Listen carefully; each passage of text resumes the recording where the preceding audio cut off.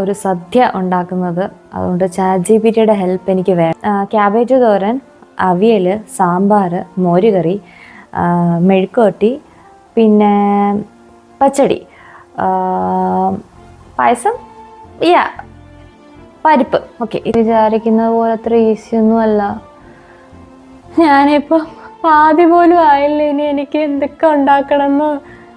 സദ്യയുടെയൊക്കെ മണം വീട്ടിൽ വന്നാലേ ഓണം വന്നു എന്നുള്ളൊരു ഫീല് വരൂ എന്ന് വിചാരിച്ച് എൻ്റെ അഹങ്കാരത്തിന് ഞാൻ തന്നെ എല്ലാം ഉണ്ടാക്കാൻ ഏറ്റു കേട്ടോ. ഹലോ ഗൈസ്, അപ്പോൾ എല്ലാവർക്കും എൻ്റെ തിരുവോണ ദിന ആശംസകൾ. ഓ മൈ ഗോഡ്, ഇത് ഞാൻ തന്നെയാണോ ഉണ്ടാക്കിയത്? സൂപ്പറായിട്ട്. Hello guys, welcome back to simply copycats YouTube channel. അപ്പം ഞാൻ പാർട്ട് 1 പറഞ്ഞതുപോലെ തന്നെ ഇന്ന്